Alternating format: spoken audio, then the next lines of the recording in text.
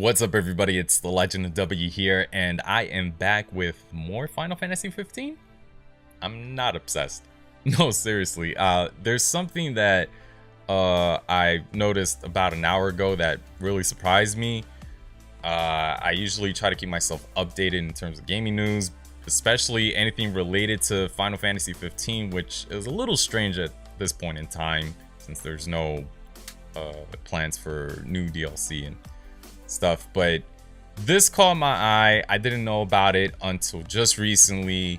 Very surprised because this happened apparently a few days ago, but it wasn't really spreading like wildfire or anything like that. So it was kind of in the dark, and I guess I kind of get it, which is why I just found out. But anyway, it has something to do with what I was talking about in my previous video from my personal view of Final Fantasy 15 and why I want Versus to return. If you haven't checked it out, I recommend you check out that video if you're interested. One part of that video, I was talking about the development hell at Square Enix, and I kind of, shift that blame to the higher ups at Square Enix instead of Nomura or Tabata, which I think a lot of people kind of, point fingers more to them. And I don't think that's correct, in my opinion. But anyways, there's this article that is very interesting. I found out from GamePure.com, which reads, lead designer claims Final Fantasy Versus XIII failure was not Nomura's fault. Pretty interesting, right? So the source of this report actually comes from Game Informer, which had an exclusive interview with Final Fantasy XV's lead game designer, Wan Hazmer. I hope I said that right. I apologize. It's actually a pretty interesting interview. It's roughly about 40 minutes. There's a video on the site. I'll leave a link down below for anybody who's interested in watching it. In an interview with Game Informer, lead game designer Wan Hazmer, who worked on both Versus 13 and 15, offered an interesting defense of Nomura and tried to let us know that it was not his fault if the original project ended up being a failure for Square Enix. Twitter account DKFH has shared a transcript of the podcast on the social network and reported that, asked why Nomura's games take so long to develop, he says it's not under Nomura. There are so many circumstances involved in development. It's not really the director. There's so many other things, even if it's not in control by the company. Example, the ecosystem, platforms changing. Hazmer also said that Nomura is a genius in terms of design, as the team was stuck for a week or so trying to solve a level design problem, and when they met him, he solved it in 5 minutes. He looks at the game at its completion. It's already there in his head. He's very adaptive. He can change according to the situation. But man, does he have a lot of answers in his head, the former lead game designer, now gone indie, has shared. That's very interesting and allows us to have a deeper look at how things work in a video game company, even if there's one single person who takes the responsibility and the blame, if needed, in front of the public. We also had an example of that on Kingdom Hearts 3, which has taken so long not because of Nomura but due to Square Enix's decision to switch to the Unreal Engine in the middle of the development process. Fun enough, Final Fantasy Versus XIII had a homage in Kingdom Hearts 3. So this basically goes back to what I was saying in my previous video, where I shifted the blame to the higher ups at Square Enix, because in the end, they are the ones that make the big decisions for the company, for the games as well, not just Nomura or Tabata. Now, I'm not trying to say that they're completely off the hook, but when I see people online just pointing fingers on one or two people, that's a little short-sighted in my opinion. Now, I might not have a lot of insight of how gaming companies operate, but with a little bit of logic, I think it's safe to say that there are a lot of factors going on with each company, especially with a big publisher like Square Enix. There has to be a ton of things happening all at the same time, and sometimes things that you have no power to control. So I just can't shift the blame to one or two people. Looking back at the glory days of Final Fantasy XIII, which I know a lot of people don't like, personally, I actually enjoyed 13 and the sequels, which Nomura actually had to look over, to my understanding, which, you know, means Final Fantasy Versus XIII is in the back. Plus, the Crystal Tools engine had a whole bunch of problems. I don't know, it was just a failure. And then Final Fantasy XIV's launch was just a complete disaster, to the point that Square Enix had to go back to the drawing board and recreate the game all over again. When you look at all these factors, it's no surprise that Final Fantasy Versus XIII had the short end of the stick.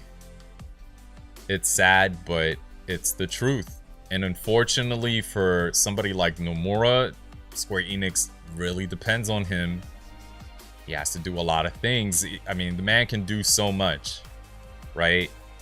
You can only do so much yourself. You can't do multiple projects at the same time. Maybe some if you're like some kind of wizard or something. I have no clue, but normally somebody can't handle multiple things at the same time like that, especially at a grand scale. We're talking about big games like the Final Fantasy franchise, huge games. So it's very tough, and I think it's a little unfair to just shift the blame on Nomura. And I also think it's very unfair to shift the blame just to Tabata with Final Fantasy 15, because, you know, the man was placed to get something done without much knowledge. At least to my understanding, you know, there were a lot of things that he just didn't understand, I guess, and he had to, you know, shift things here and there. Because, you know, obviously he's not Nomura, so there might be some things that he just doesn't get, and he'll have to, you know, rearrange to, you know, put his take on Final Fantasy 15. So it only makes sense that, you know, things ended up the way they did. I know it sucks for us gamers because we were all looking forward to the Versus Epic, which, I mean, it's a little sad, but, you know, these things happen. I'm not going to say they're off the hook 100% again, but we can't just shift the blame to one or two people. Like, that just doesn't make sense, especially for a big company like Square Enix. It's a little weird when I see these comments online. It's just doesn't make sense to me. It's kind of a little illogical and short-sighted. So that's my opinion about that.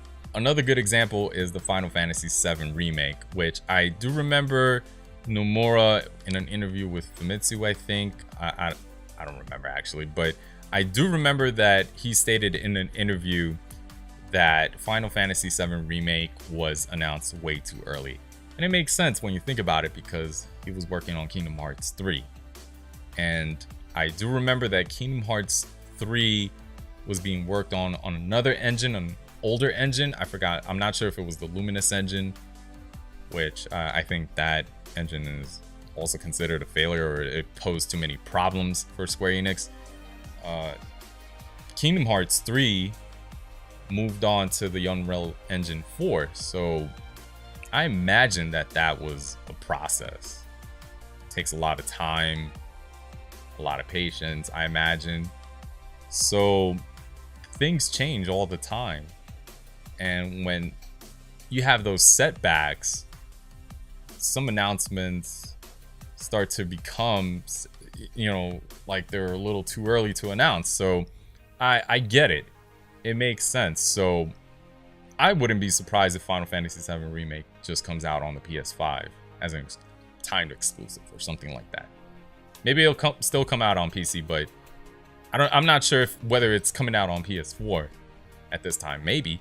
I mean, hopefully, because I know a lot of people would be really mad. Anyways, it makes me understand why, you know, these things happen and why I shouldn't, or you shouldn't, but I'm not gonna, you know, dictate what you think, but I believe we shouldn't just shift the blame on one person. It just seems a little unfair, especially that we don't know what goes on behind the scenes. And that is my take about this very interesting subject.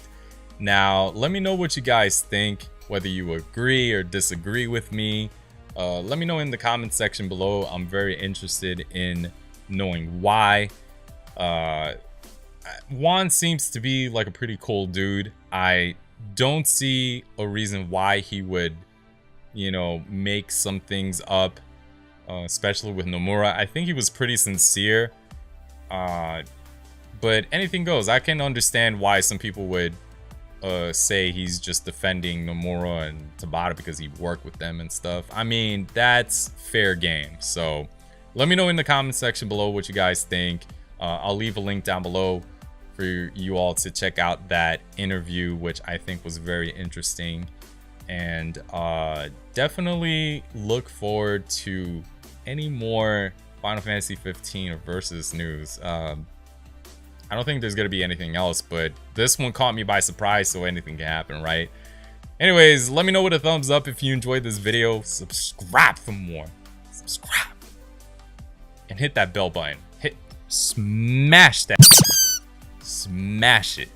I don't know why I'm saying this. I'm just so weird today. I don't know. I feel a little tired and I'm thirsty. I need some water. Anyways, I'll see you all in the next video. Peace.